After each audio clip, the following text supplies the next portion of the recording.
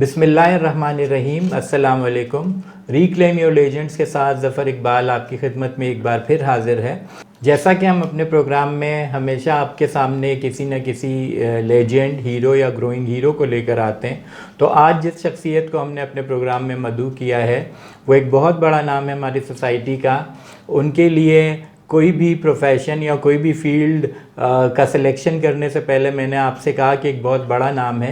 वजह यह है कि वो मेन स्ट्रीम में से नहीं है, लेकिन उनके काम, उनके कारनामे, उन्होंने जिस शोबे में काम किया वो सारे के सारे मेन स्ट्रीम से भी ज़्यादा बेहतर तरीके से किया। इनका ताल्लुक़ ट्रांसजेंडर कम्युनिटी से है और एक बहुत मशहूर और एक बहुत बड़ा नाम ट्रांसजेंडर कम्युनिटी का बिंदिया राना हमारे साथ हैं। बिंदिया राना आपको तफसील तो अपने इंटरव्यू में बताएंगी, अपना इंट्रोडक्शन भी पूरा देंगी, लेकिन इससे पहले मैंने सोचा कि आपसे कुछ उनके बारे में तफसीलात शेयर करूं, जिसमें जेंडर इंटरएक्टिव अलायंस का नाम लेना ज़रूरी है। जेंडर इंटरएक्टिव अलायंस में वो सिर्फ ट्रांसजेंडर्स के लिए ही नहीं बल्कि हर जेंडर के लिए काम करती हैं। बाकी तफसील हम बिंदिया राना से मालूम करते हैं। अस्सलाम वालेकुम बिंदिया, कैसी हैं आप? वालेकुम सलाम, मैं ठीक ठाक। जी बिंदिया, तो आप मुझे ये बताइए कि सबसे पहले तो आप मुझे ये बताएं कि आपका पूरा नाम क्या है? देखिए, मेरा पूरा नाम तो अगर मेरा माँ बाप का नाम लिया जाए, अगर आईडी कार्ड वाला नाम लिया जाए तो वो अब्दुल अजीज़ है। ठीक है। तो अगर मैं जब गुरु चेला सिस्टम में आई तो वहाँ जो मेरी गुरु ने नाम रखा था बिंदिया रखा था। अच्छा। जब मैं एक्ट्रेस हुई और लोगों के लिए फ्लाई काम करने शुरू हुई तो फिर बिंदिया राना। अच्छा। क्योंकि ज़ाहिर है मैं क्योंकि मतलब जब मेरा वजूद कुछ रिश्तेदार, कुछ अजीज़ कबूल नहीं कर रहे थे ना उस टाइम। अच्छा। तो जब मैंने अपने आप को 2002 में काम करने मैदान में निकली तो उस टाइम फिर मैंने अपनी कास्ट भी साथ लगाई ताकि लोगों को पता चले कि मेरी कास्ट क्या है। अच्छा, आप राणा हैं? राणा है। अच्छा, राणा वो राणा या वो राजपूत वाले? नहीं, राणा राजपूत। राजपूत वाले हाँ, राणा। राणा राजपूत। अच्छा बिंदिया, आपको जैसे आपने कहा ना कि कुछ आपके जो आप अजीज़ व अकारिब थे उसमें आपको एक्सेप्टेंस वैसे उस वक्त नहीं थी, तो आपको पता कब चला कि आप एक आम जो हमारे मेन स्ट्रीम के जो मेल और फीमेल्स हैं उनसे हट के एक जेंडर से आपका ताल्लुक़ है? यानी आपके जेंडर का आपको कब अंदाज़ा हुआ कि आप ट्रांसजेंडर हैं? देखिए, बात ये है ना, जब 12-13 साल का बच्चा हो जाता है ना उस टाइम उसको पता लगने शुरू हो जाता है कि अच्छे का, जब बुरा का, जब वो बॉडी की फीलिंग आ जाती है। जैसे 12-13 साल की उम्र में मुझे शौक़ होता था कि मेरी 7 बहनें और 8वीं में। अच्छा। तो मुझे किचन के काम करने का ज़्यादातर शौक़ होता था। अच्छा। बहनों के रुपट्टे ओढ़ लेने, और कभी अच्छा। जब बड़ा भाई, जब मेरे वालिद साहब घर पे नहीं होता तो लिपस्टिक का इस्तेमाल करना। अच्छा। चुनाचे अब्बू की तरफ से और बड़े भाई की तरफ से, अब्बू की तरफ से कम और बड़े भाई की तरफ से ज़्यादा मेरे पर वो होता था कि नकलो हरकत पे भी पाबंदी होती थी कि आप इस तरह न बैठो, इस तरह न उठो। अच्छा। फिर जब 14-15 साल की उम्र में आए तो फिर जैसे बाहर जाना है, किसी ने साथ होके जाना है, मतलब चीज़ों से मना करना। मतलब पापा खैर इतना नहीं करते थे मेरे, और वालदा साहिबा वो भी मतलब ज़्यादातर सपोर्ट ही करते थे। मगर बात ये थी कि मुझे लगता था कि जैसे ये बहन भाई हैं, इसके अलावा भी कोई मेरा अपना है। फिर ये कि गुरु चेला सिस्टम तो हमारे मतलब पाकिस्तान में है, हर इलाके के एक गुरु होता है। जब मेरे बड़े भाई की शादी होके आई तो उसकी बधाई लेने के लिए वो आए, तो मुझे नहीं पता कि मैं उनके साथ क्यों बैठ गई, और मुझे ऐसे लग रहा था जैसे कोई मतलब किसी की जो तलाश थी मेरी वो मुकम्मल हो गई। जो मेरे खोए हुए लोग थे वो मिल गए। अच्छा, ख्वाजा सरा जो है वो आए आपके वहाँ पर? जो वहाँ पे आए बधाई देने के लिए, खुशियों में आते हैं। फिर उनसे मतलब हेलो हाय हुई और उन लोगों ने बताया कि यहाँ हमारा घर है।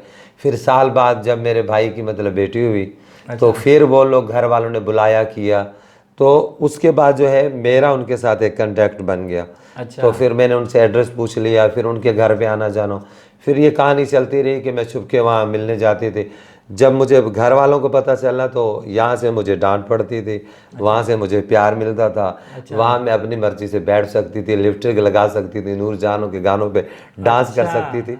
चुनाचे मैंने सारी ज़िंदगी, मुझे अभी भी शौक़ है डांस सीखने का या डांस करने का, मगर उस टाइम मुझे बड़ा गिल्टी फील होता था। जब मैं गुरु चेला सिस्टम में भी गई तो दूसरे जो थे मेरे गुरु के चेले थे बहुत अच्छा डांस करते थे। मैं खूबसूरती में तो उनको मार करती थी, मगर मैं डांस में ज़ीरो थी। तो वैसे भी यूजुअली हमने आपको कभी डांस करते हुए नहीं देखा वहाँ तो वो फंक्शंस वगैरह तो में मैं मतलब जो है वहाँ वो मतलब वो कहते थे ब्यूटी इतनी खूबसूरत है कि बंदा देखे गिर पड़े डांस। तो मैं सोचती थी अल्लाह ये क्या चक्कर है, जब मैं हूँ ऐसी तो मुझे इनकी तरह काम भी आना चाहिए। मगर अब पता चलता है कि अल्लाह ने जो भी चीज़ मेरा रब बनाता है उसमें कोई ना कोई चीज़ ऐसी होती है, जो अल्लाह की तरफ से बना होता है वो मुकम्मल ही होता है। मुकम्मल ही होता है। तो उस टाइम तो मैं अपने घर वालों से भी अलग हो गई थी और अलग से फ्लैट ले लिया था। खैर मेरे पापा की तो सपोर्ट थी, मगर ये कि उस टाइम जो है ना कि मतलब कोई मतलब वो नहीं था कि मतलब अगर मैं बात करूं कि आजकल तो हर सेमिनार में हर जगह जेंडर की बात करी जाती है, स्कूल में, कॉलेजों में, बैरून मुल्क में, दुनिया भर में मेरे ख्वाजा सर वोट उठा रहे। उस टाइम तो कोई बात करना ही ख्वाजा सरा से बस तो लोग समझते थे ख्वाजा सरा एक तंजो मज़ा की चीज़ है, नाच गाने की चीज़ है, या ये बेगिंग के लिए बनाएगी और उसके अलावा कुछ भी नहीं। बल्कि बहुत पुरानी बात हम नहीं करेंगे, अगर हम 10-15 साल पहले भी देखें तो हमें यही मिलता है कि वो या तो उन पे आवाज़ें कसना, मजाक उड़ाना, और इस तरह से कभी किसी मीटिंग्स में या कॉन्फ्रेंसेस में कोई इस तरह का तो वो होता ही नहीं था। फिर मेरे मम्मी पापा भी कहते थे कि ये क्या तुम लोगों ने, हमारे पंजाबी कहते तू कड़ा मिरासियाँ वाला काम शुरू कर ले। तो जब हम लोग हर चीज़ देते तो मैं बोलती थी मुझे शौक है। वो बोलते तो 240 गज का बंगलोस था उस टाइम।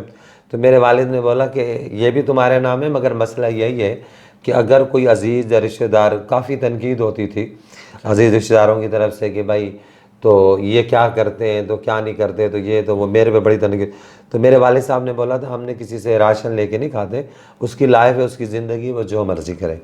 मगर मुझे मेरे बाप ने बुला के एक चीज़ बताई, बोली कि देखो बात ये है, अगर कोई मुझे रिश्तेदार अजीज़ कॉल करे कि भाई फ़िला बेटी क्या करती है, भाई ये तालीम मुकम्मल कर रही है, ये चीज़ करी, फ़िला बेटा क्या कर रहे हैं, 3 भाई हैं मेरे, वो क्या कर रहे हैं, वो ये करे। अगर कोई तुम्हारे बारे में पूछे तो मैं उसको क्या बताऊं? चलो भाई मैं मान लूँ कि वो हिजड़ा है, गुजरा है, मगर मैं उसको बताऊं क्या कि तुम करते क्या हो? क्या मैं उसको बोलूँ तुमने मिरासी वाला काम शुरू कर लिया? तो वो कहने लगे कि तालीम जहाँ तक थी वो भी हमने पूरी कराई, जहाँ तक तूने पढ़ा नहीं पढ़ा, चलो भाई ठीक है। दूसरी बात है हम सपोर्ट भी हर चीज़, कुछ ऐसा करके बताओ ना, अगर मुझसे कोई पूछे मैं फ़ख्र से बताऊँगी ये। तो उससे बड़ा मतलब एक चीज़ आई। फिर जो मेरा गुरु था वो भी तालीम याफ्ता था, गुरु चेला कहीं बधाइयों पे अगर जाया करते थे। मैं आज भी ना गुजरे हुए वक्त को कभी नहीं भूलती हूँ, क्योंकि आज भी मेरे चेले वही मेरे गुरु के इलाके में जाते हैं, अपनी रोजी रोटी कमाते हैं। तो गुरु और चेला का जो कल्चर है आप उस पर बिलीव करती हैं? गुरु चेला कल्चर तो अगर वो नहीं होता तो शायद आज बिंदिया राना भी नहीं होती। अगर वो नहीं होता तो हमारे लोग दहशत गर्दी में होते, चोरी में होते, किसी और किराए में मुलविस होते, मंशात फिरोज होते। गुरु चेला सिस्टम है तो ख्वाजा सराओं के लिए एक छतरी है। और नाजरीन, जैसे अभी बिंदिया ने बात की कि घर वाले इनको कहते थे कि हम क्या बताएंगे कि क्या वो मिरासियों वाला काम शुरू किया हुआ है, तो मेरे ख़्याल से वाहिद ये एक ऐसा काम रह गया जो हमें मीरास से मिल रहा होता है, जो कि मीरास में आता है तो हम उसे कर रहे होते हैं, जिनको हम मिरासी कहते हैं। शायद ये भी एक बहुत गलत नेगेटिव वर्ड है जो कि इस्तेमाल किया जा रहा है इसकी मीनिंग भी पॉजिटिव में ही, लेकिन इसको बहुत नेगेटिवली इस्तेमाल किया जा रहा है, क्योंकि ये भी एक फ़न है, रक्स करना भी एक फ़न है, गाना भी एक फ़न है। जिस तरह से मशीन चलाना, सिलाई करना फ़न है, इसी तरीके से ये भी एक फ़न है और जिसको लोग कर रहे हैं, जिसमें ख्वाजा सरा भी हैं, जिसमें हमारी एक्ट्रेसेस भी हैं, एक्टर भी शामिल हैं। लेकिन बिंदिया ने जिस अंदाज से जेंडर इंटरैक्टिव अलाइंस को लेकर काम शुरू किया, उसकी कहानी बहुत दिलचस्प है। मुख्तसरन हम वो भी बिंदिया से सुनेंगे। जेंडर इंटरैक्टिव अलाइंस की जो बुनियाद आपने रखी वो किस दिन रखी और किस बेस पे रखी, किस दुख के सबब रखी? देखिए दुख का सबब इसलिए रखी कि एक हादसा पेश आया था। मेरी एक दोस्त थी बहुत अच्छी, तो उससे मेरी बड़ी क्लोज थी, मैं हेलो आए करती थी। जब मेरे वालिद साहब ने वो मिरासी वाली मिसाल दी थी, देखो सर अभी बात ये है ना, अगर गरीब का बच्चा नाचे तो कंजर खाना, अमीर नाचे तो आर्ट से। देखिए जी, अब मैं वहीं पे आ जाती हूँ कि जब उस मेरी दोस्त का इंतकाल हुआ, तो जब हम उसको इंतकाल हम उसको हॉस्पिटल ले जा रहे थे, अटैक हुआ, तो उसके गुरु ने बोला कि इसकी अभी जान नहीं रही, तो आप इसको वापसी ले चले हॉस्पिटल। तो फिर मैंने जब पापा से रब्ता किया कि उसके अंदरूनी पंजाब में उनका घर था, वहाँ डेड बॉडी भिजवानी थी, तो उन लोगों ने बोला इसके तो इसका डेथ सर्टिफिकेट होना चाहिए, थाने से होगा।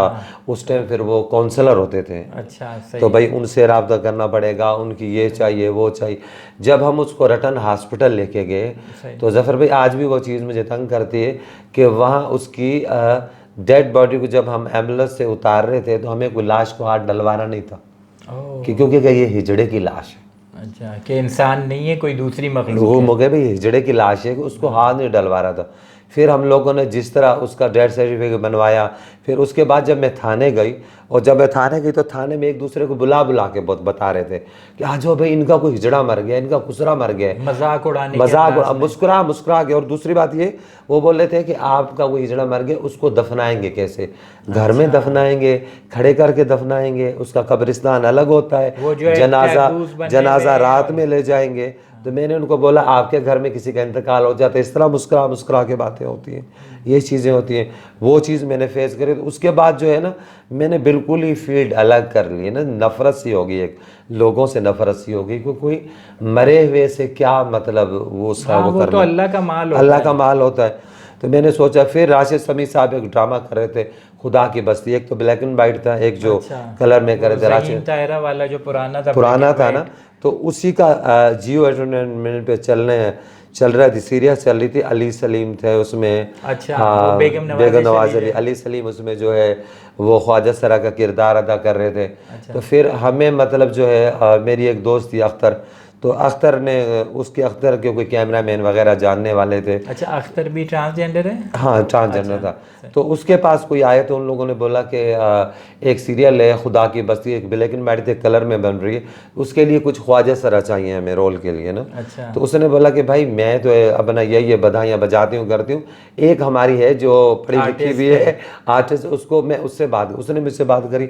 मैंने बोला छोड़, वहाँ भी वही कुछ ही दिखाएंगे ना। मैंने बोला चलो एक दफ़ा सेट पे चलो तो सही, मिलने तो चलो। तो हम लोग सेट पे गए तो सेट उन लोगों ने लगाया हुआ था, कहीं बधाई लेके बच्चे को लोरी देने वाला सीन था, ये था। तो हम लोग काफ़ी देर सेट लगा रहा और अली सलीम का इंतज़ार करते रहे।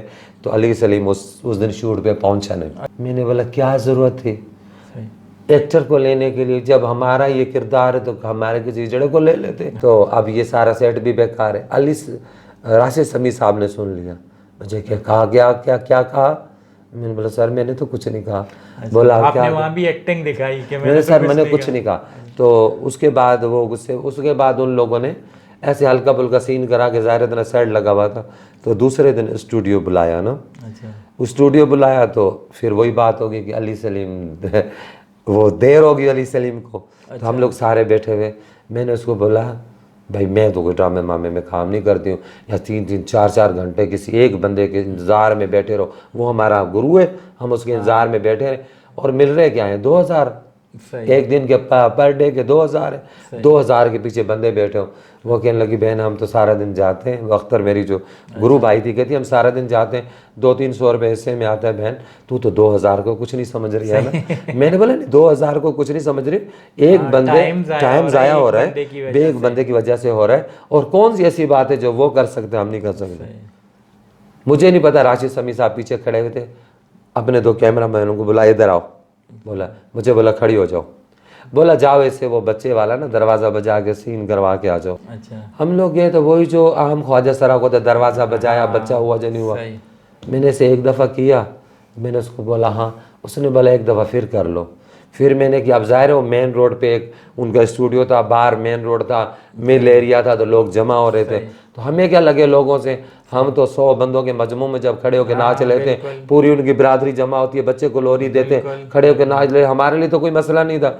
मैंने दूसरी दफ़ा किया तो मैंने उसको बोला हाँ, मैंने बोला वो मुझे जो साथ में अख्तर कहती आज के बाद ये 2-2 हज़ार भी गए तेरी हरकतों से गए। मैंने बोला अच्छा बहन जान तो छूटेगी, 2-2 हरकतें। जब हम स्टूडियो के अंदर घुसे तो राशिद समी साहब ने पूछा, कैमरामैन से पूछने लगा इसकी वहाँ आवाज़ नहीं निकल रही होगी, इससे वहाँ पे अल्फाज नहीं हो रहे होंगे। उसने बोला सर ऐसी बात कोई नहीं। उसने बोला फिर? उसने बोला सर इसने तो एक पहली दफ़ा में सही कर लिया था, समा बांध लिया। हाँ, तो मैंने दूसरी दफ़ा में फिर करवा लिया कि शायद मुझसे 19-20 ना हो जाए, तो मैंने दूसरे। उसने बोला दिखा। जब उसने देखा उसने बोला गुड। फिर ये कि फिर अली सलीम को और मुझे उन लोगों ने ज्वाइन मिलाया कि भाई भाई इलाका मेरा है, अली सलीम उसमें इंटर हुआ है और उसमें फिर 165 किस्तें उसकी चली। अली सलीम ने आधे में काम करके फिर वो आज न्यूज़ पे चले गए, बेगम नवाज लीग में चले गए और हमने वो रोल आखिर तक किया। फिर ये कि अली सलीम मुझसे पूछते थे कि हम तुम्हारे गुरु चेला में क्या होता है, फिर मैं बताती जाती थी तो वो आगे सीन उसमें वही आते जाते थे। फिर मेरे ख्वाजा सरा कम्युनिटी की तरफ से मुझे प्रेशर आया कि एक ढकी छुपी हुई चीज़ें तुम इनको जाहिर क्यों कर रही हो। अच्छा। तो फिर उनके लिए फिर मुझे वहाँ जुर्माना पड़ा।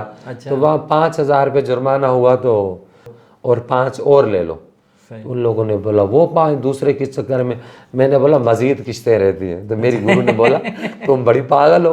तो मैंने बोला फिर भी तो ये तमाशा होना, जमानत कबल गिरफ्तारी करवा दी। तो मैंने बोला भाई फिर भी तो होना है ना। मेरी गुरु बोलते चुप रहो, एक जरा से मैं तेरी जान छुड़वा रही हूँ और तुम और के पैसे दे रही हो। फिर 5,000 रुपये दिए बिरादर को, बिरादर राजी हो गई। उन्होंने वो 10 आपको 20 करके दिए फिर? नहीं, फिर उसके बाद मेरे पे मजीद जुर्माना नहीं लगा। अच्छा। बाद मैंने सोचा कि मैं किसी इदारे में काम करूं, मगर जब मैं उनके पास गई उन लोगों ने बोला, मैंने बोला फ्री हैंड में तुम्हारे साथ काम। उन लोगों ने बोला हम साथ नहीं रख सकते। क्यों नहीं रख सकते भाई? इसलिए तो लोग हमसे पूछेंगे आपको इश्क हो गया है या ये हो गया। अब खूबसूरती भी कभी कभार इंसान की दुश्मन होती है ना। तो मैं बोली थी वाह ये क्या मसला है भाई। तो आपने कभी गुरूर किया खूबसूरती पे? मुझे तो पता नहीं खूबसूरती होती क्या है। अच्छा। कि लोग तो खूबसूरती को कैश करवाते हैं ना। बिल्कुल। तो मैं खूबसूरती को लेके रोती थी ना कि वहां से मुझे जवाब क्यों मिला। क्या करूं, ये ऐसा हुस्न मिला है मुझे, क्या करूं, मजबूरी है। मजबूरी है। तो वो चीज़ करके फिर मैं मुख्तलिफ इदारों में गई तो उन लोगों ने मुझे फ्री हैंड काम रखना। फिर मैंने जब ये इदारा बनाया जेंडर इंटीग्रेशन अलायंस, जेंडर का मतलब है हम किसी भी जेंडर के साथ काम, जो मुझे धचका मिला। अब हमारे इदारे में हम लोग सिर्फ ये नहीं कि ख्वाजा सराओं के लिए काम कर दें, हमारे लिए किसी औरत का मसला हो, किसी बच्चे का मसला हो, किसी, अब लोग बोलते हैं कि एक इदारा इतने सारे काम कैसे करता है। हमने मुख्तलिफ ऑर्गेनाइजेशन के साथ MOU साइन किया हुआ है। मैं इस सफ़र में ना शुक्रिया अदा, तो उन लोगों का मैं शुक्रिया ज़्यादा नहीं अदा करती हूँ जिन लोगों ने मेरा साथ दिया। वो तो मेरा साथ दिया, वो तो मेरे दोस्त थे ना। सबसे ज़्यादा मैं शुक्रिया उन लोगों का अदा करती हूँ जिन लोगों ने बोला कि तुम हिजड़े हो, तुम खुसरे हो, तुम ख्वाजा सरा हो, तुम टीजीस हो, तुम कुछ नहीं कर सकती हो ना। और पाकिस्तान की पहली ख्वाजा सरा ड्रामा आर्टिस्ट, फिर एक ड्रामा स्टेज शो लिखा भी मैंने, हिदायतकार भी उसकी मैं खुद थी। अच्छा। प्रोड्यूसर भी उसकी खुद थी। अच्छा। तो ये दुनिया मेरी भी है आर्ट काउंसिल के अंदर। अच्छा। जिसमें मैंने ना मर्द डाला ना औरत डाला, उसमें सिर्फ ट्रांसजेंडर डाला। आमतौर पर ड्रामों में ये होता है कि किसी भी मर्द को औरत भी बना देते हैं, ट्रांसजेंडर बना देते हैं। तो आपने वो ट्रांसजेंडर को ही माँ बाप सारे रिश्ते दिए और उसमें वो चीज़ दिखाई कि ख्वाजा सराओं को इसमें मसले दरपेश क्या हैं। उस टाइम खुशकिस्मती से शुएब सिद्दीकी साहब जो कराची कमिश्नर थे, उसने ख्वाजा सरा को जॉब दी थी। सोशल वेलफेयर डिपार्टमेंट ने 3 ख्वाजा सराओं को जॉब दी हुई थी। तो उस टाइम मतलब काफ़ी जवान रिफ़ी खान रिफ़ी थी, मेन रोल उसमें रिफ़ी अदा कर रही थी। और वो फिर डबल एने करने के बाद भी वो रोती रही, तड़पती रही और उसको जॉब न मिल सकी। और अभी 1 साल हो गया उसका हार्ट अटैक हुआ बेचारे का। अल्लाह उसको जन्नत फिरदौस में जगह दे। और काफ़ी उसकी खिदमत है इस इदारे में। जिया फाउंडेशन आपकी वो सेक्रेटरी जनरल भी रही हैं जिया की? जिया में ट्रेजरार भी थी और मेरी बेटी भी थी। पाकिस्तान की पहली ख्वाजा सरा 2013 में मैंने इलेक्शन लड़ा। अच्छा। और ह्यूमन राइट्स की मैं वफाक से भी मेंबर हूँ और सिंध से भी मेंबर हूँ। अच्छा। तो अल्लाह ताला ने इतनी इज्जत बख्शी। मगर मसला अगर बोलें कि 2009 में जो सुप्रीम कोर्ट के अहकामात थे, जो free education, free health, 2% quota और होम डिपार्टमेंट के आगे, मगर आज भी मेरे ख्वाजा सरा वहीं के वहीं खड़े हुए हैं। ख्वाजा सराओं में 4 कैटेगरी होती है। एक कैटेगरी वो होती है पहली जो गुरु चेला सिस्टम है। अब गुरु चेला सिस्टम में ज़्यादातर ख्वाजा सरा नहीं जाना चाहते।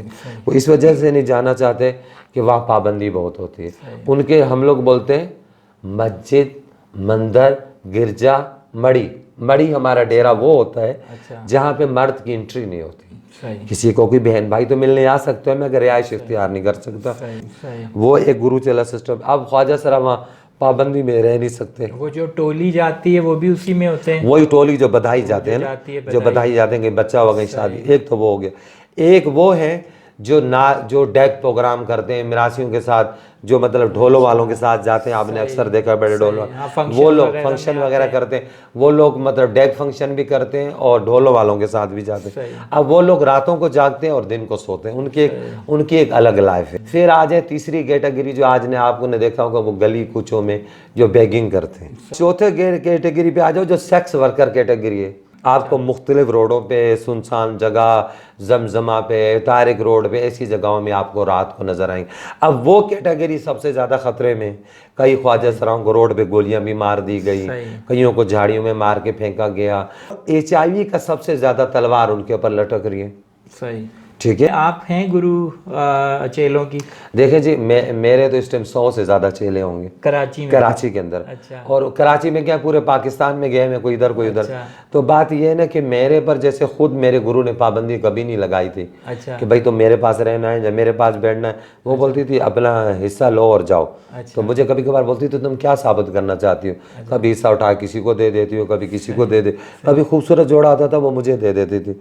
मुझे पहनने और ओढ़ने का बड़ा शौक होता था। यहाँ नहीं, आपकी तो माशाल्लाह से जो भी आपकी बिंदिया का पहनावा अगर आप लोग देख लें तो माशाल्लाह से बड़ा ही, एक तो उन्होंने जो कटिंग होती है उनकी बड़ी वो उसका ख्याल रखती हैं, और जो फिटिंग होती है उसका भी बहुत ख्याल रखती हैं कि ऐसा ना हो कि कहीं से भी फील हो रहा हो कि ये थोड़ा सा किसी अनाड़ी बंदे ने बनाया है। इसका अंदाज़ा तो मुझे आपका एक बार आपके एक वो टेलर से मेरी मुलाकात हुई थी जिसने कहा था कि बिंदिया के कपड़े बनाना सबसे ज़्यादा मुश्किल होता है। वजह यह है कि वो एक एक टांके को देखकर बता रही होती कि इधर से ऐसा क्यों, इधर से ऐसा क्यों। आपके जो कल्चर है इसमें एक बेटी और चेले का एक डिफरेंट फ़र्क होता है। देखें, चेले का मतलब होता है कि वो बेटा है। उसने सपोर्ट करनी है, बाप को सपोर्ट करनी है, माँ को सपोर्ट करनी है। कमाऊ पूत होता है। अच्छा, एक मिसाल ये, और एक मिसाल समझो कि हमारे घर में बहू आ गई। चेला मतलब है बहू आ गई कि जो उसने घर भी संभालना है और बाहर भी जाना है कमाने के लिए, जो बेटा। अब जो हम लोग बेटी बनाते हैं तो उसको ईद शबरात हमने देनी है। देखिए जफ़र भाई, बात ये है ना, जब आपको अपने ही खून के रिश्ते ठुकरा देते हैं, वो आपका जब मतलब बहुत सारे ख्वाज मेरे शागिर्द हैं, जब मैं ईद वाले दिन घर पे जाती हूँ, मेरे जैसे बहुत कम खुश नसीब होंगे, 100 में से 10 होंगे जिनको फैमिली मिलती होगी। सब ज़्यादातर फैमिली घरों से 14-15 साल की उम्र में से निकाल देते हैं, तशद्दुद करते हैं, यूँ ना बैठो वो बैठो। तो वो आके फिर उनकी किस्मत है कि वो किसी अच्छे गुरु के हाथ लग जाए। कि जब उनके अपने जब रिश्ते टूटते हैं, वो मुंह मोड़ लेते हैं ना, तो वो दूसरों से रिश्ते जोड़ने शुरू कर देते हैं। ज़्यादातर हम लोग, मोहब्बत तो हर किसी का दिल चाहता है ना करने को। तो लोग ख्वाजा सरा फिर जिसे लोगों से तशद्दुद से उससे बचाव या तनाई से जो अल्लाह ख्वाजा सरा लाते हैं, किसी लड़के के साथ फ्रेंडशिप दोस्ती कर लेते हैं ना, बाद में वही उसके ऊपर हाई हो जाता है। जब तक उसको फ़ायदा होता रहता है तब तक तो यूज़ करता है। जब वो समझता है फ़ायदा ख़त्म होने वाला है, जब मेरी शादी होने वाली, या फिर ये ख्वाजा सरा मुझसे तंग आ चुका है, मतलब वो जान छुड़वाना चाह रहे हैं, तो आप देखते हैं कि KPK में कितने सारे कत्ल हुए। वो इंसान नहीं था, उसको कत्ल किया गया यार। तो एक इंसान तो कत्ल हुआ ना। वो अच्छा कर रहा था, बुरा कर रहा था, वो तो अल्लाह को उसने जवाब देना। मगर कोई बंदा उस ख्वाजा सरा से ये नहीं पूछता, हो सकता है उसकी बहनें जवान हो सकता है उसका बूढ़ा माँ बाप हो सकता है जिस्मानी तौर पे बीमार हो, दवाई के लिए पैसे ना हो सकता है उसके पास खाने को पैसे ना हो सकता है उसका मकान किराया। कोई बंदा उसको ये नहीं बोलता कि आज के दिन पैसे पकड़ो, जा नमाज बिछाओ, जाके नमाज पढ़ो। हर बंदा उसके जिस्म नोच के कार में बिठा के उसको सेक्स करके पैसे दे रहा है। अगर वो ख्वाजा सरा बुरा है, जो उसको यूज़ कर रहा है वो हाजी सनाउल्लाह है। तो लोग मेरी बातों से चिढ़ते हैं, मैं सच कहती हूँ ना। आप पुलिस वाले कहते हैं हमें एक बंदा हमें पकड़ा दो, बकाया तुम जानो, तुम्हारा काम जाने। सही। मैं उम्रे पे गई। आपने माशाल्लाह से उम्रा किया है? उम्रा किया। कितने? मैंने 2 उम्रे किए थे और 3 वो तो आप किए। अच्छा, तो आप कब गई थी उम्रे के लिए, कौन से दौर में गई थी? 2 साल पहले। 2 साल पहले गई? 2 साल पहले। तो माशाल्लाह से कैसा लगा आपको वहाँ पर, दिल आपका लगा? देखिए, मैं जब वहाँ गई ना तो मुझे ऐसा लग रहा था कि मैं सदियों की प्यासी हूँ और मुझे कोई समंदर का किनारा नज़र आ गया, कोई दरिया नज़र आ गया, कोई सहरा नज़र आ, और इतना बड़ा समंदर नजर आया कि जिसका कोई किनारा नहीं मिल मौका नहीं मिल पाता। तो बिंदिया आपको महरम वगैरह का मसला तो नहीं उठा था? देखे जी, क्योंकि ये उठा चीज़ें था, उठाते जो उठा हैं थे। देखे बात ये है ना कि पहले तो जब अप्लाई किया उम्रे के लिए तो उन लोगों ने बोला कोई ना कोई आपके साथ खून का रिश्ता होना लाजमी है। अच्छा जी। तो फिर मैंने अपनी बड़ी बहन को साथ मिलाया और हम लोग उम्रे के लिए गए। तो आप वहाँ किस से गई थी? आप एज अ बिंदिया गई थी? मैं एज अ बिंदिया ही गई थी, मगर मेरा जो तो मैंने मर्द ख्वाजा सरा लिखवाया था। मर्द ख्वाजा सरा से मुराद ये कि विरासत में हमारी मर्द की एक बर्तरी भी होती है और विरासत में जो मर्द के बराबर का हिस्सा होता है और बहनों को वो किया जाता। तो जब ID कार्ड बनने लगे तो मेरा बड़ा भाई मुस्कुरा रहा था, वो कह रहा था आप क्या करोगी? अब जब ID कार्ड औरत ख्वाजा सरा वाला बनेगा, आपका बनेगा, तो आप सोचो कि हिस्से का क्या होगा। जब मैंने मर्द ख्वाजा सरा का ID कार्ड बनवा के और मैंने भाई के आगे रखा, मैंने सोचो हूँ मैं ख्वाजा सरा, मैं क्या लिखा हुआ है मर्द, इसका मतलब बर्तरी बराबर है। तो एक बात, जब मैंने जब उम्रे पे जाने लगी तो मैंने पहले पासपोर्ट दिया बनने के लिए। तो पासपोर्ट पे M आ गया और ID कार्ड पे X आ गया। तो वहाँ पासपोर्ट देखते हैं। अच्छा। तो जब मैं वहाँ पे गई तो वहाँ पे जब गई तो एयरपोर्ट पे यही चीज़ें थी। हाँ, यही ड्रेसिंग थी मेरी, यही थी। तो वहाँ एयरपोर्ट पे पासपोर्ट वगैरह ले लिया गया, टिकट्स वगैरह ये सारी चीज़ें लेके मेरी बहन को एक साथ बैठा दी। हम परेशान हो गए मैं कि अल्लाह जाने के। अब मुझे नहीं पता कि जो अब्दुल अजीज़ मेरा लिखा है उनका बादशाह भी अब्दुल अजीज़ तो सऊदी अरब के अब्दुल अजीज। तो मुझे पूछने लगे कि आपका अब्दुल अजीज़ नाम क्यों है? मैंने बोला मेरी मम्मी और पापा को ये नाम पसंद था भाई, उनका अब्दुल अजीज़ का मतलब ये है सऊदी अरब बनाने। अच्छा। थोड़ी देर के बाद फिर उन लोगों ने पता नहीं किसको कॉल करी, 2-4 और आगे। अच्छा। तो मेरी बहन बोलती है यहाँ भी हैं। मैंने बोला ये तो अल्लाह की कुदरत है, यहाँ भी है। फिर उन लोगों ने बिठाया, हमें जूस वूस पिलाए। फिर वहाँ जब मैं होटल में गई तो वहाँ ना वो किसी को भी रिसेप्शन पे नहीं जाने दे रहे थे। साइड बैठ जाओ, मैं भी गई तो बोला साइड बैठ जाओ। तो मैंने किसी से पूछा, वहाँ कोई बांग्लादेश के पता नहीं कहाँ के वो थे होटल में जो सफाई वफाई करते थे। तो मैंने एक से बुला के पूछा अभी क्या मसला है? हम इतने, क्योंकि हमारा 8-10 दिन मतलब स्टे था किसी जगह, फिर उसके बाद सीधा हम मतलब मदीने गए, फिर मक्के हम लोग गए। तो पहले हजूर सल्लल्लाहु अलैहि वसल्लम के, क्योंकि मैं जब भी नाज सुनती थी और जब मुझे सब्ज़ गुम्बद नज़र आता था तो मैं रोने शुरू कर देती थी। और जब मेरी हाज़िरी हुई तो पहले रोज़ा रसूल भी हुई, बाद में वहाँ गई। तो मैंने बोला अब सामान रखे तो हम जाएं, उधर जाऊं पहले सलाम भरूं। तो उसने बोला कि वो कोई अब्दुल अजीज़ नाम का कोई है, वो आ रहा है, तो उसके लिए इन लोगों ने ये इस्तकबाल के लिए खड़े हुए, वो आएगा तो बाद में हम आपको जाने देंगे। मैंने बोला पीछे हटो, मैंने उसको पासपोर्ट दिखाया, मैंने बोला मैं हूँ अब्दुल अजीज़, क्या मसला? वो बेचारा यूं देखे, अच्छा आए जी ऊपर। तो ये चीज़ें हुई। तो जितने दिन वहाँ रहे तो अल्हम्दुलिल्लाह कि मुझे सिर्फ 7 दिनों के लिए टाइम मिला था। बड़ी ये वाकया बड़ा ही ज़बरदस्त है कि अब्दुल अजीज़ आ रहे हैं। तो नाज़रीन, किसी का नाम अगर इमरान खान हो आज के दौर में तो वो भी पासपोर्ट जब लेकर जाएं, या पाकिस्तान अगर कोई आता है बाहर से और उसका नाम इमरान खान है तो हो सकता है उसको भी ऐसी रिस्पेक्ट मिले। नहीं, जो आजकल हालात हो रहे हैं शायद तो फिर उसकी झाड़ ही हो जाएगी। अच्छा, तो फिर आपने वहाँ से मतलब मदीना से फिर आप मक्का गए? हाँ, मदीना से फिर मैं मक्का गई। अच्छा, आपने बिंदिया अभी कहा कि 2-3 और भी लोग वहाँ ऐसे आए ना, आपने एक ख़ास अंदाज किया ताली वाला। ये हम देखते हैं कि एक आम आदमी या एक औरत जब ताली बजाते हैं तो उसमें वो आवाज़ नहीं होती। देखो ये कुदरती अमल है, ये कुदरती अमल है। अगर मैं जब भी, मैं ज़्यादातर तो मतलब मैं तालियां नहीं बजाती हूँ ये, मगर जब कभी गुस्से में आए, अगर एक हाँ कभी भी अगर मैं जब गुस्से में हूँ तो वो मेरे घर वाले बैठे होते हैं तो मैं शुरू हो जाती हूँ कि भाई आ जाओ, या बहुत शौकी में जब आती हैं, जब मस्ती में आए, जब किसी से लड़ाई हो जाए तो ताली एक वाहिद हमारा हथियार होता है जो दिली सुकून मिलता है कि मेरी बात कही जा रही, ठोक बजा के। और वो उसकी आवाज़ भी बड़ी, वो एक पटाखे जैसी आवाज़ आती है जो आम औरत जब मर्द नहीं आती। तो बात ये ना कि काफ़ी सारे पहले चीज़ें बनी कि आप अपने आप को चेंज करें, हम ताली को चेंज करें। हम ताली को क्यों चेंज करें? हम जैसे हैं हम वैसे ही हैं। देखिए जब डॉक्यूमेंट, कोई खास अंदाज होता है ताली का? देखिए कुदरती एक अमल होता है हमारे में। एक बजा के जरा देखिए कुदरती अमल होता है। देखिए कैसे बज रही है, तो आम बज रही है। जब ये गुस्से में बजे तो किसी पिस्तौल और टीटी से बज। तो अब बात ये है कि देखें, बात ये है ना, जैसे डॉक्यूमेंट्री जब बिंदिया चमके बचे, अब साइंस बड़ी तरक्की कर गई भाई, लड़की है वो लड़का बन जाती है और एक लड़का जो है लड़की बन जाती है। तो मैं ये बोलती किसी को यूं करने से यूं करने से क्या फ़र्क पड़ता है? बिल्कुल। भाई जो इंसान है जैसा है वो अल्लाह वैसा पाक उसे- देखो आप मतलब जो है ना, आप मेरे में सब कुछ चेंज है, मेरा दिल तो चेंज नहीं कर सकते ना, मेरी नकलो हरकत तो चेंज नहीं कर सकते। उस हमारे में कोई सिख हो, ईसाई हो, चाहे हिंदू हो, किसी भी मज़हब से ताल्लुक़ रखते हो, हम साथ खाते हैं, साथ रहते हैं, साथ उड़ते हैं। हम बोलते हैं इंसानियत पहले, मज़हब बाद में। बिल्कुल। और दीन इस्लाम अमन का, मोहब्बत का, प्यार का दरस देता है, नफ़रत का दरस तो देता ही नहीं है। फिर ये अफरा तफरी या ये चीज़ें करना तो बेफजूल है। वो हमने देखा है आपके साथ जब वो इंडिया की जो वो हैं लक्ष्मी नारायण बहुत आपको बहुत ज़्यादा रिस्पेक्ट देती हैं। तो प्यार जो होता है ना वो किसी की विरासत नहीं होती, बिल्कुल। ठीक है ना। तो बंजर ज़मीन में ऐसे ऐसे फूल उगते हैं जो शायद किसी की सोच हो, जहाँ कोई बीज नहीं होता। तो अभी पिछले दिनों में मरी गई हुई थी तो मुझे लग रहा था कि जन्नत के नज़ारे।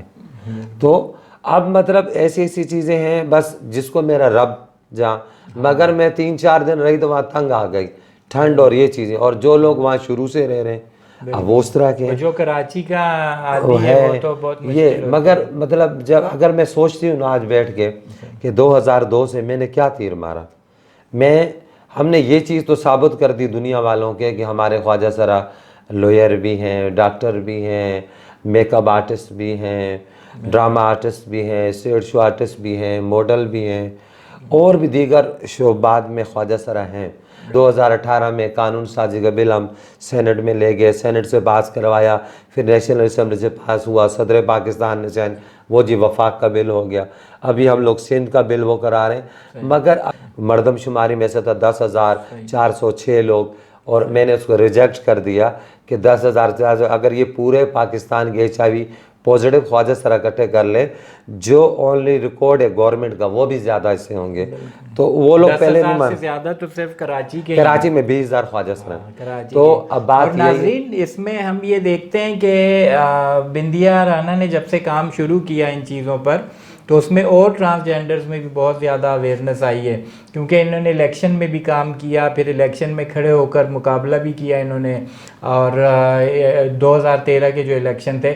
इसके अलावा इन्होंने जो जितनी सारी एक्टिविटीज़ अपनी जो इन्होंने अभी बताई, उसके हिसाब से अगर देखा जाए तो इनकी वर्किंग वो वर्किंग है कि जो एक मेन स्ट्रीम का एक आम आदमी या एक औरत भी उस लेवल पे नहीं कर सकते। हम इलेक्शन कमीशन में भी देखते हैं कि इनकी जो वर्किंग चल रही है उसकी वजह से मेरे ख़्याल से जहाँ तक अभी एक कहा यह जा रहा है कि जो नॉमिनेशन के लिए कोई ख्वाजा सरा अगर जाता है तो उससे उसकी फ़ीस नहीं ली जाएगी, उसको भी अभी हम लोग ये चीज़ें ऐड कर रहे हैं। और लेकिन जैसे बिंदिया ने अभी बात की कि टोटल अगर देखा जाए तो 10-11 हज़ार के करीब सेंसस में तादाद बताई गई है, लेकिन ये एक बहुत ही कम तादाद है। इसको मुकम्मल तौर पर हर तबके ने, ट्रांसजेंडर के हर तबके ने इसको रिजेक्ट किया है, क्योंकि 10,000 से ज़्यादा जो ट्रांसजेंडर हैं वो 20,000 के करीब कराची के अंदर हैं। तो किस तरह से पूरे पाकिस्तान में जो है वो टोटल देखिए पूरे पाकिस्तान में ये तो एक ज़ाहिर है हमारे पास इतनी बचत तो नहीं हम कर सकें,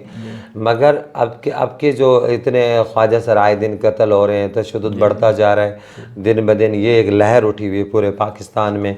बुरी नाम के ख्वाजा सराय का अगवा हो गई, आज 4.25 महीने होने के, ना उसके ज़िंदे का पता ना मरे का पता, और 65 साल ख्वाजा सरा। तो अल्हम्दुलिल्लाह कि हमने डोनर को भी इस बात में आमादा कर दिया, जो ख्वाजा सराओं में प्रोजेक्ट होगा वो कम्युनिटी बेस्ड CBO को देंगे। अब मेरी प्रोग्राम मैनेजर भी ख्वाजा सरा है, आगे फील्ड वर्कर भी ख्वाजा सरा है, सिर्फ एक पूरे दफ्तर में एक ड्राइवर और एक फाइनेंस जो है वो लड़के हैं, बाकी पूरे जो हैं ख्वाजा सरा ही चला रहे काम। चौकीदार रखा है आपने? नहीं, हमने चौकीदार और ऑफिस बॉय ज्वाइन है। अच्छा जी, तो वो लड़का ही है? नहीं, वो भी मतलब जो है हमारा ख्वाजा सरा है। अच्छा, जो प्यून है। ये भी बहुत बड़ी मिसाल है कि चौकीदारी में भी ख्वाजा सरा, चौकीदारी में भी ख्वाजा सरा है। लाजमी बात है कि उसमें आपने ऑर्गेनाइजेशन के हवाले से दूसरे मुल्कों में भी जाना हुआ होगा, शहरों में आपका जाना होता है, कौन कौन से मुल्कों का आपने दौरा किया हुआ है, कौन कौन से शहरों में पाकिस्तान देखिए के पाकिस्तान का तो कोई ऐसा शहर नहीं होगा जहाँ मैंने दौरा नहीं किया होगा। अच्छा। सिर्फ नहीं कर सकी तो मैं पेशावर साइड की नहीं कर सकी। अच्छा। क्योंकि मैं जाना चाह रही थी मगर उस टाइम बहुत मुश्किल थी। खैर अब तो मतलब ऑलरेडी वहाँ एक इदारा हमारे ख्वाजा सराओं का बन गया। और आपकी और वो बेटी भी जो बेटी फरजाना मेरी है, मतलब वो काम कर रही है। सही। और मतलब कोयटा में भी हम लोग मतलब काम कर रहे हैं, बलूचिस्तान के अंदर भी मगर गिलगित बल्तिस्तान में आपका काम है जी या जी कश्मीर में? गिलगित बल्तिस्तान में नहीं है मगर कश्मीर में हमारे ख्वाजा सरा हैं। सही। अब गिलगित बल्तिस्तान एक सूबा बनने जा रहा है और अनकरीब इलेक्शनों के बाद इलेक्शन वहाँ हो जाए सही। तो मैं ज़रूर जाऊँगी वहाँ पे और वहाँ पे तलाश करूँगी कि हमारे ख्वाजा सरा के मंडी मौजूद है का। मगर अब तक जो गिलगित बलूचिस्तान के अगर गिलगित के कोई भी अगर ख्वाजा सरा हैं तो ऑलरेडी वो वहाँ की बजाय दूसरे सूबों में आ रहे हैं और यही नाच गाना करके अपना पेट क्योंकि वहाँ इस तरह के रिवाज दूसरे मुल्कों में आपका कहाँ कहाँ जाना देखिए हुआ? मैं थाईलैंड गई और 3 दफ़ा मतलब नेपाल गई मैं। अच्छा। नेपाल गई मगर मतलब वहाँ पे मैंने आज़ाद देखा उन लोगों को। मतलब कोई तशद्दुद नहीं है, कोई नहीं, अपना काम कर रहे हैं, अपना ड्यूटी कर रहे हैं, अपने सकून बहुत अच्छा माहौल, बहुत अच्छा माहौल है। मैं थाईलैंड में गई, मैं तो हैरान परेशान हो गई कि बाहर खुले में ख्वाजा सरा कम्युनिटी अपने बाहर में अपने डांसिंग कर रहे हैं, अपने वो कर रहे हैं, किसी कोई टेंशन ही नहीं है ना, टेंशन फ्री मुल्क है। एंटरटेनमेंट के लिए आप क्या करती हैं? मैं खबरें सुनती हूँ सिर्फ बस। अच्छा, खबरें सुनती हैं। मगर आजकल ना वो खबरों में भी टेंशन ही है। अच्छा, वैसे कहाँ कौन सी खबरें सुनती हैं आप? किसकी खबरें आपको ज़्यादा मुझे मतलब जो है मतलब कोई भी चैनल न्यूज़ कोई भी लगा लेती हूँ। नहीं मतलब हालात हाजरा की खबरें अच्छी लगती हैं या देखिए आजकल एंटरटेनमेंट की खबरें? नहीं आजकल तो मतलब मैं जब भी खबर सुनती हूँ ना तो मैं एंड में जाके सुनती हूँ। अच्छा, आखिरी ओवर देखती हैं? आखिरी ओवर देखती हूँ उस टाइम जब मतलब 15-20 मिनट रहते हैं खबरों में, फिर देखना शुरू करती हूँ। उसमें आखिर में मतलब एक तो हेल्थ के बारे में बताते हैं, फिर उसके बाद जो हेडलाइन आती है ना उस हेडलाइन में सारा खुलासा आ जाता है कि पूरे मुल्क में क्या हुआ जो क्या नहीं हुआ। तो आपका फेवरेट न्यूज़ कास्टर कौन था जो खबरें पढ़ने वाले उनमें? ज़्यादातर तो मुझे नाम भूलने की बीमारी है। अच्छा। वो एक जोजबिन एक प्रोग्राम आता था।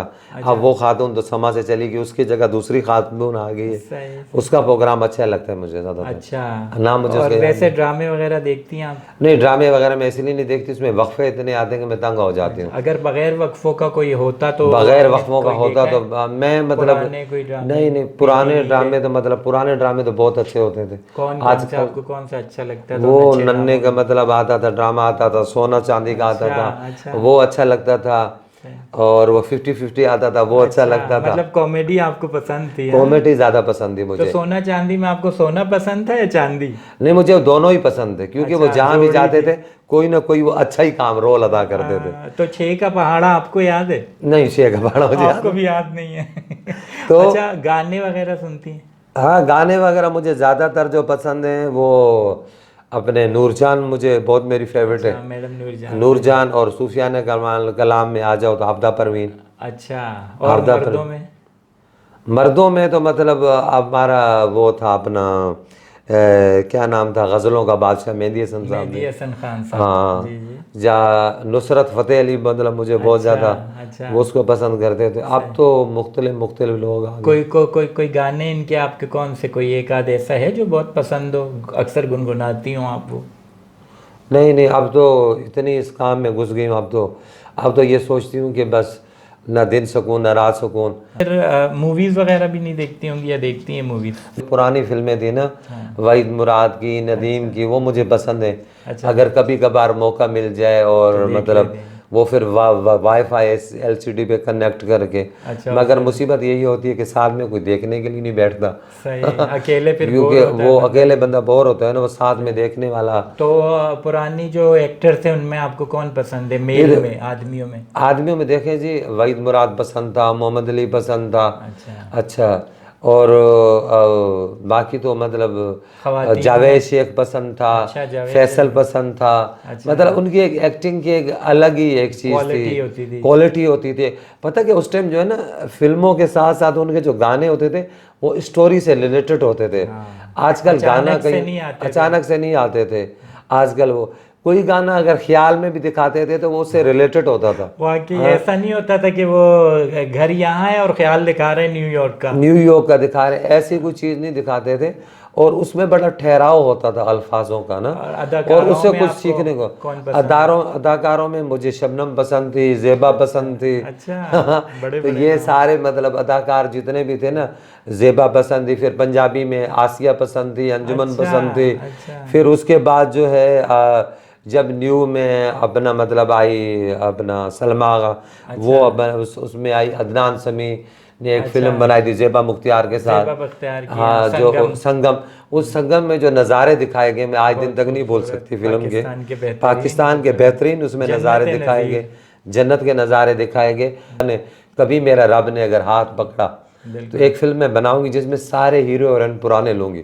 और इंशाल्लाह ताला वो फिल्म सुपर हिट ही होगी। अच्छा, तो पुराने में से किन को लेंगे? मोहम्मद अली वगैरह तो अभी नहीं है। देखे मोहम्मद अली वगैरह अगर नहीं है तो बहुत सारे हमारे एक्टर ऐसे नदीम को ले लेंगे। देखे नदीम को ले लेंगे, नदीम माशाल्लाह अभी यंग लगता है। जावेद शेख मतलब शबनम में बुला लेंगी। ज़ेबा साहिबा है जो हमारी अकेली रह गई है, उनके लिए बहुत सारी दुआएं हैं। संगीता हैं, देखिए मतलब वो भी तो रोल अदा कर सकती है ना। बिल्कुल। तो हमारे पास सरमाया है बहुत सारा। और मतलब जो हमारी नई एक्टर हैं वो भी अच्छी हैं। देखें रीमा जैसा डांस कोई नहीं कर सकता क्लासिकल, हमारी जो नई एक्टर हैं। और तुम्हें पता कि खूबसूरती तो अल्लाह ताला ने बेइंतहा दी है, वो तो अल्लाह पाक की तरफ वो ये अब जो हमारे न्यू एक्टर हैं, शान हो गए, दूसरे हो गए, इन लोगों ने भी, मोहम्मद राना हो गए, ये हो गए, निशो साहिबा भी हयात है, अल्लाह ताला उनकी ज़्यादा उम्र करे। अगर आवाज़ की बात करी जाए तो अफशा अहमद, हाँ, वो अफशा, वो हाईवे सोने हाईवे अफशा भट्ट, उनकी आवाज़ अभी भी सदाबहार है। हाँ, अभी भी उनकी सदाबहार आवाज़ है। इस तरह और आवाज़ें हमारे पास हैं। नाज़रीन, अफशा भट्ट जो है वो भी ऐसी फैमिली से ताल्लुक़ है क्योंकि वो मैडम नूर जहाँ की भतीजी हैं और उनको भी अल्लाह पाक ने बहुत प्यारी आवाज़ दी हुई है। बिंदिया, आप खाने की शौकीन हैं? देखिए मैं खाने की तो बहुत शौकीन हूँ, मेरा मैदा भी ख़राब है। जब तक चटपटा खाना शौकीन है, मैदा ख़राब हो गया, और उसके बावजूद भी जब तक मैं चटपटा मैं खाना बनाऊँ ना, अपने हाथों से ना बनाऊँ, या फिर कोई ऐसा शागिर्द जो खुद मतलब मेरे तबीयत का बनाता हो। जैसे पहले साइमा एक मेरी शागिर्द होती थी, वो मेरी तबीयत का बना देती थी। अब वो नहीं तो ज़ाहिर मैं खुद कुकिंग कर लेती हूँ। तो मुझे किसी क्या बना लेती हैं आप? मैं तो आजकल तो खुद कुकिंग कर, जब से मेरा मैदा ख़राब है होटलों का मैं खा नहीं सकती। बिरयानी अच्छी बना लेती हूँ, उसमें कड़ी पत्ता डालती हूँ, नींबू डालती हूँ, और पुदीने का ज़्यादा इस्तेमाल करती हूँ ताकि मैं आसानी से खा भी सकूँ, हज़म भी हो सके। तो ये चीज़ तो मैं बिरयानी बना लेती हूँ। खाने में क्या पसंद है? मैं हर चीज़ अल्लाह का जो दी हुई चीज़ है ना। कोई एक ऐसी चीज़ जो आप कहें कि जैसे सब्ज़ी है या गोश्त है या चावल है? मैं हर चीज़ ही पसंद कर लेती हूँ। बस ज़्यादा शौक़ से तो मतलब बस यही है कि कभी मतलब वो कोफ्ते बना लिए, अच्छा, वो शौक़ से खा लेती हूँ कोफ्ते। मगर अगर कोई फीके सालन कहीं भी चले, मैं रेस्टोरेंट पे जब मीटिंग में जाती हूँ तो वहाँ 70-100 खाने लगे होते हैं, फिर मैं चटनियाँ वहाँ तलाश करती हूँ। अच्छा फिर लोग मीठा तलाश करते हैं, आप चटनियाँ तलाश? मैं चटनियाँ तलाश करती हूँ, चटनियाँ मिल जाएँ तो चटनियाँ। वो अब खाने के बाद जैसे रात को पपीता मेरा मस्ट होता है खाना। सही, ताकि पपीता। हाँ। आप बिंदिया गाना गा लेती? नहीं, मैं गाना नहीं गा सकती, बिल्कुल नहीं गाती। न मैं गाना गा सकती हूँ न मैं डांस कर सकती। किस ज़माने में जब मैं गुरु के साथ जाती थी तो वो लोग बोलते थे तुम्हारी आवाज़ सुपर हिट है, मगर अब तो दिन रात बातें कर करके मुख्तलिफ सेमिनारों में ये और वो चीज़ें करके, ज़फ़र भाई इंसान को ना वक्त बहुत कुछ सिखा देता है। बिल्कुल। तो कभी कभार खुशी भी होती है और कभी कभार पछतावा भी होता है। पछतावा इस चीज़ से होता है कि जो उम्र मेरी वो खेलने की थी, कूदने की थी, गाने की थी, नाचने की थी, वो तो मैंने सर्फ कर ली काम में। ठीक है ना। अब चलो फिर अभी मतलब जब तनाई होती है ना, तो मेरी वालदा अक्सर मुझे कहा करती थी, पंजाबी थे हम लोग, पंजाबी हैं, तो मेरी माँ कहती हाय अल्लाह करे कोई कल्ला रोखी ना हो, कल्ला रोखी। मैं बोलती थी हाय हाय माँ क्या है, बस कल्ला रोखी ना हो। भाई बोलती थी अकेला एक दरख्त भी ना हो ना। तो मैं उस टाइम बड़ी चिढ़ती थी, अम्मी ये क्या कहती, अकेला बंदा अच्छा है भाई, चिक चिक ना बच्चों की ना हाय है ना, वो एक तो अल्लाह ही अच्छा है। हाँ, तो अभी जब मैं रूम में अकेली होती हूँ और तना होती हूँ, जब किसी मीटिंग में जाती हूँ तो एक रूम में अकेली होती हूँ, तो कभी आंखों में आंसू आ जाते हैं और माँ की बात याद आती कि वाकई अकेला दरख्त भी नहीं होना चाहिए, तन्हाई बड़ी वो होती है, गाड़ दी है। फिर ये है कि जो कुछ माशरे की बेरुखी, तो दुख तो लगता है ना। बिल्कुल कि हमें अगर बराबर की, हम लोग जब बराबर की एक कानून साथ हमारा बिल पास हो गया, हमारी तीसरी जिन्स भी मिल गई, उसके बावजूद भी हमें, हमारे लोगों को वही मसले मसाइल हैं। हमें गवर्नमेंट से बड़ा दुख लगता है ना कि अगर इतना सारा हमारे ख्वाजा सराओं ने काम किया है, हुस्न अवार्ड तो दूसरे अवार्ड वो एक्टरों को मिल जाते हैं, दूसरों को मिल जाते हैं जिन लोगों ने एक्टिंग करके पैसे लिए होते हैं, सही, सिर्फ किसी इदारे का विजिट कर लिया, ये उनको मिल जाते हैं। मगर जो हमारे जैसे लोग, जिन लोगों ने, हमारे कम्युनिटी के लोगों ने उम्र सर्फ कर दी है, मगर उनको ये चीज़ों से नहीं नवाजा जाता। मगर बदकिस्मती है हमारे लोगों की कि तब्दीली उस तरीके से नहीं नसीब नहीं आ रही ना हमारे लोगों को। हमारे लोगों की बदनसीबी क्या है? उन लोगों की बदनसीबी है कि अपने आप को नहीं पहचान पा रहे, हमें रास्ता नहीं दे रहे कि हम मेन स्क्रीन पे हमें भी रास्ता दें, हम उनके साथ हैं, हम भी मुल्क और कौम की खिदमत करना चाहते हैं। हमारे पढ़े लिखे ख्वाजा सरा डबल है में, मगर नाच गाने पे मसरूफ़ है। और नाजरीन, ख्वाजा सरा जो है वो बोल बोल कर थक गए कि मर्द को भी मौका मिल गया, औरत को भी मौका मिल गया, अब हमें एक मौका दें, इन्हें भी एक मौका दें। अभी जैसे बात की बिंदिया ने, जेंडर इंटरएक्टिव अलायंस की बात हुई, जिस तरह से उन्होंने इदारे को अपने चलाया, अपने घर के अंदर से इदारे को शुरू किया, एक छोटे से कमरे के अंदर अपना ऑफिस रखा था, जिससे उन्होंने अपने इदारे को फ्लरिश करना शुरू किया। और उस वक्त वो अपने ही खर्चे से सारी चीज़ें कर रही होती। जैसे अभी बिंदिया ने बात की कि हमारे एक्नॉलेज नहीं किया जाता खिदमात को, तो हमारे वाकई यहाँ पर लाइफ टाइम अचीवमेंट के और बेस्ट एक्टर के, एक्ट्रेस के और मुख्तलिफ़ फील्ड्स के अवार्ड रखे जाते हैं, लेकिन कभी किसी बेस्ट ट्रांसजेंडर के लिए अवार्ड हमने नहीं रखा कि ये ट्रांसजेंडर के लिए मखसूस कर दिया जाए ये अवार्ड। मेरी रिक्वेस्ट होगी गवर्नमेंट ऑफ पाकिस्तान से भी, गवर्नमेंट ऑफ सिंध से भी और हमारी NGO से भी कि जब भी अपने कोई प्रोग्राम करते हैं तो उसमें इनकी खिदमात को भी याद रखें, और इनकी खिदमात को याद रखते हुए इनके लिए भी कोई अवार्ड, कोई कैश प्राइज़ या इस किस्म की चीज़ को ज़रूर सामने रखें। और मैं उम्मीद करता हूँ कि गवर्नमेंट ऑफ पाकिस्तान इस पर गौर भी करेगी। जैसे कि शीरी मज़ारी साहिबा ने पिछले दिनों अपनी एक कमेटी बनाई है, मेरे ख़्याल से ह्यूमन राइट्स की जो कमेटी है उसमें वो शामिल है, आयशा जो है, आयशा भी मेंबर है, मैं भी उसमें मेंबर हूँ, बबली मलिक भी है, बिल्कुल, और हमारी कोयटा से भी है, चारों सूबों से। हाँ, तो वो उसमें बहुत ज़्यादा उससे आयशा से भी रिक्वेस्ट होगी कि इसको, क्योंकि वो ख़ुद वहाँ इस्लामाबाद पिंडी में ही होती हैं, तो ज़्यादा और बहुत अच्छे तरीके से उसका फॉलोअप ले सकती हैं। बिंदिया, आप के पेरेंट्स जो हैं वो हयात हैं? नहीं, मेरे पेरेंट्स हयात नहीं है। अच्छा, आपके दोनों दरवाजे बंद हो चुके? दोनों दरवाजे बंद हो चुके। तो आप वो दुआएं किससे लेती हैं फिर?